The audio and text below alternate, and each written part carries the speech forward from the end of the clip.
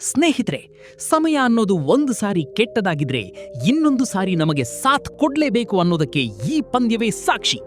ಗುಜರಾತ್ ವಿರುದ್ಧದ ಸೋಲಿಗೆ ಕಾರಣವಾಗಿದ್ದ villain ಎನಿಸಿಕೊಂಡಿದ್ದ David Miller ಈಗ ಆರ್ಸಿಬಿ ವಿರುದ್ಧ ಹೀರೋವಾಗಿ ಹೊರಹೊಮ್ಮಿದ್ದಾರೆ.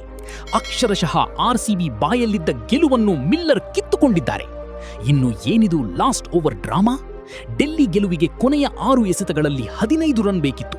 ಕ್ರೀಸ್ನಲ್ಲಿ ಮಿಲ್ಲರ್ ಮತ್ತು ಸ್ಟಬ್ಸ್ ಇದ್ದರೂ ರನ್ ಬರುವುದು ಕಷ್ಟ ಅನ್ನೋ ವಾತಾವರಣವಿತ್ತು. ಬೌಲಿಂಗ್ ಮಾಡಿದ್ದು ರೊಮ್ಯಾರಿಯೋ ಶೆಫರ್ಡ್. ಮೊದಲ 2 ಎಸೆತಗಳಲ್ಲಿ ಬಂದಿದ್ದು ಕೇವಲ 2 ರನ್. ಆಗ ಎಲ್ಲರೂ ಅಂದ್ಕೊಂಡಿದ್ದು ಆರ್ಸಿಬಿ ಗೆಲುವು ಗ್ಯಾರಂಟಿ ಅಂತ. ಆದರೆ ಆಮೇಲೆ ಶುರುವಾಗಿದ್ದೇ ಮಿಲ್ಲರ್ನ ಅಸಲಿ ಆಟ. ಇನ್ನು 3ನೇ ಎಸೆತಕ್ಕೆ ಮಿಲ್ಲರ್ ಭರ್ಜರಿ ಸಿಕ್ಸರ್ ಸಿಡಿಸಿದರು. 4ನೇ ಎಸೆತಕ್ಕೂ ಮತ್ತೊಂದು ಬಿಗ್ 6.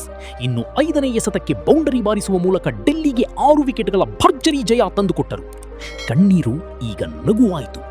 ಇನ್ನು ಹಿಂದಿನ ಪಂದ್ಯದಲ್ಲಿ ಸಿಂಗಲ್ ತೆಗೆದುಕೊಳ್ಳದೆ ಮಿಲ್ಲರ್ ತಂಡದ ಸೋಲಿಗೆ ಕಾರಣವಾಗಿದ್ದರು. ಅಂದು ಡಗೌಟ್ನಲ್ಲಿ ಕೂತು ಮಿಲ್ಲರ್ ಅತ್ತಿದ್ದನ್ನು ಕಂಡು ಫ್ಯಾನ್ಸ್ ಕೂಡ ಬೇಸರಗೊಂಡಿದ್ದರು. ಆದರೆ ಇಂದು ಅದೇ ಮಿಲ್ಲರ್ ಮುಖದಲ್ಲಿ ನಗು ಮನೆ ಮಾಡಿದೆ. ಹಿಂದಿನ ಪಂದ್ಯದ ಸೋಲು ತುಂಬಾನೇ ಕಾಡಿತ್ತು. ಆದರೆ ಈ ಗೆಲುವು ದೊಡ್ಡ ರಿಲೀಫ್ ಕೊಟ್ಟಿದೆ ಅಂತ ಪಂದ್ಯದ ನಂತರ ಮಿಲ್ಲರ್ ತಮ್ಮ ಮನದಾಳದ ಮಾತು ಹಂಚಿಕೊಂಡಿದ್ದಾರೆ. ಇನ್ನು ಒಟ್ಟಿನಲ್ಲಿ ಡೆಲ್ಲಿ ಕ್ಯಾಪಿಟಲ್ಸ್ ಈ ಸೀಸನ್ನಲ್ಲಿ ತನ್ನ 3ನೇ ಗೆಲುವು ದಾಖಲಿಸಿದ್ದು, ಕಿಲ್ಲರ್ ಮಿಲ್ಲರ್ ಮತ್ತೆ ಫಾರ್ಮ್ಗೆ ಬಂದಿರೋದು ಅಭಿಮಾನಿಗಳಿಗೆ ಹೊಸ ಹುಮ್ಮಸ್ಸು ನೀಡಿದೆ. ಸ್ನೇಹಿತರೆ, ನೀವು ಕೂಡ ಕ್ರಿಕೆಟ್ನ ಅಭಿಮಾನಿಯಾಗಿದ್ದರೆ ಮಿಲ್ಲರ್ ಈ ಆಟದ ಬಗ್ಗೆ ನಿಮ್ಮ ಅಭಿಪ್ರಾಯ ಏನು ಅಂತ ಕಮೆಂಟ್ ಮಾಡಿ. ಧನ್ಯವಾದಗಳು.